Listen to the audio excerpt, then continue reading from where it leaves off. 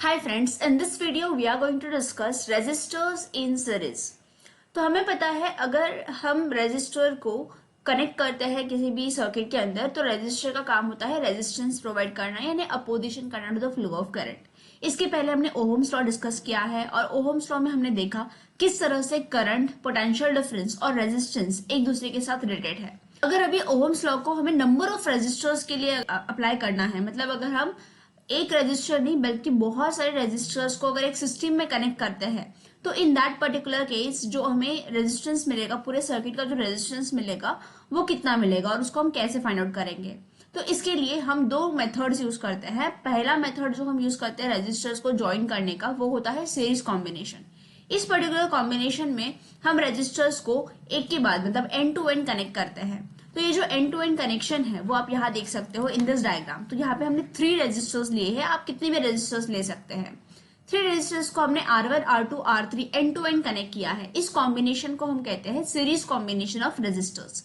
तो अगर हम 3 रेजिस्टर्स को इस तरह से कनेक्ट करते हैं तो हमें ये फाइंड आउट करना है कि इस पर्टिकुलर कॉम्बिनेशन में पूरे सर्किट का जो करंट रहेगा वो क्या रहेगा, इस इंडिविजुअल R1, R2 और R3 के अक्रॉस जो करंट जाएगा वो कितना जाएगा, पूरे सर्किट का पोटेंशियल डिफरेंस कितना होगा और इंडिविजुअली अगर ये जो रजिस्टर्स है इनके अक्रॉस पोटेंशियल डिफरेंस क्या रहेगा, सेम रहेगा या फिर डिफरेंट रहेगा, और पूरे सर्किट का जो रेजिस्टेंस है वो अगर हमें निकालना है तो हमें कैसे निकालना होगा। ये हमारा फर्स्ट टारगेट है। उसके बाद सेकेंड मेथड जो है रेजिस्टर्स को कनेक्ट करने की वो है रेजिस्टर्स को हम पैरेलल कॉम्बिनेशन में कनेक्ट कर सकते हैं। जैसे कि हमने एक्स और वाई ये 2 पॉइंट लिए और इन दोनों पॉइंट के अक्रॉस हमने R1, R2 और R3 3 रेजिस्टर्स को पैरेलल कॉम्बिनेशन में कनेक्ट किया है। तो इसके अक्रॉस ये जो सिस्टम बनेगी इसको हम पैरेलल कॉम्बिनेशन ऑफ रेजिस्टर्स कहते हैं। इस पर्टिकुलर सिस्टम में भी हमें सेम चीज देखनी है कि पूरे सर्किट का जो करंट है वो कितना रहेगा, इंडिविजुअली करंट कितना फ्लो करेगा इन रेजिस्टर्स के अक्रॉस, पूरे सर्किट का पोटेंशियल डिफरेंस कितना रहेगा, इंडिविजुअली इन रेजिस्टर्स के अक्रॉस पोटेंशियल डिफरेंस कितना रहेगा, और पूरे सर्किट का अगर हमें रेजिस्टेंस फाइंड आउट करना है जिसको हम इक्विवेलेंट रेजिस्टेंस कहते हैं तो हम वो कैसे निकालेंगे।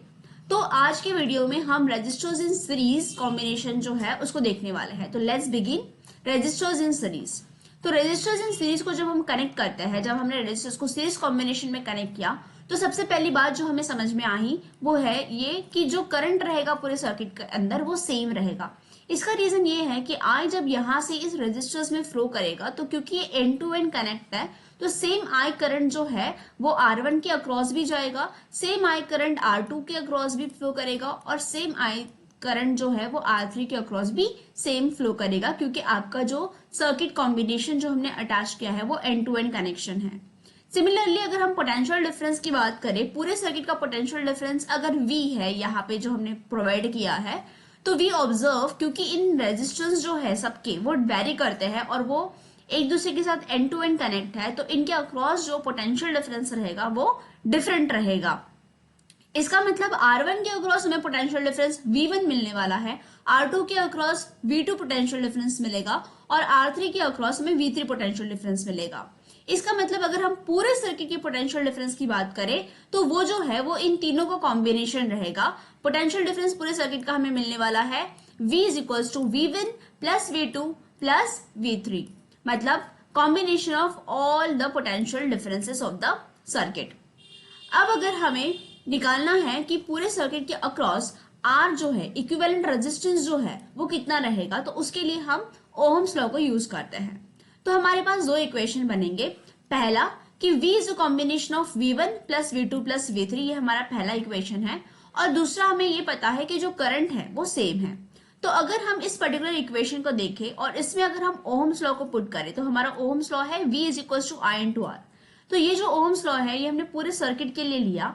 अब हम इंडिविजुअली V1, V2 और V3 के लिए भी ओहम्स लॉ को लेंगे। तो V1 की वैल्यू बन जाएंगी I मल्टीप्लाइड बाय R1, क्योंकि I सेम है तो हम I1 नहीं लेंगे यहाँ पे, और रेजिस्टेंस पहले रेजिस्टर के अक्रॉस वो R1 रहेगा। सिमिलरली V2 का जो ओहम्स लॉ अगर हम अप्लाई करते हैं तो V2 के लिए बनेगा V2 is equal to I into R2, V3 is equal to I into R3। अब तीनों वैल्यूज को अगर हम इस इक्वेशन में पुट करते हैं फर्स्ट इक्वेशन में तो we get the values like this. V की जगह हमने IR पुट किया है जो हमारे पूरे सर्किट का ओहम्स लॉ डिफाइन करता है, और ये V1 की वैल्यू हो गई, V2 की वैल्यू और V3 की वैल्यू। अभी अगर इस इक्वेशन को आप ध्यान से देखो तो जो I है, यहाँ पे I जो है वो कॉमन निकलेगा और I जो है वो इस पर्टिकुलर लेफ्ट हैंड साइड के I के साथ कैंसिल हो जाएगा, तो करंट गेट्स कैंसिल और हमें इक्विवेलेंट रेजिस्टेंस जो है उसका इक्वेशन मिलता है RS is equals to R1 plus R2 plus R3।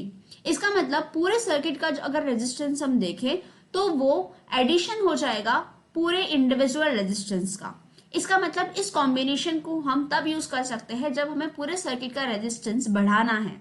तो अगर हम चाहते हैं कि हमारे सर्किट का रेजिस्टेंस इंक्रीज हो तो we can use this combination of resistance.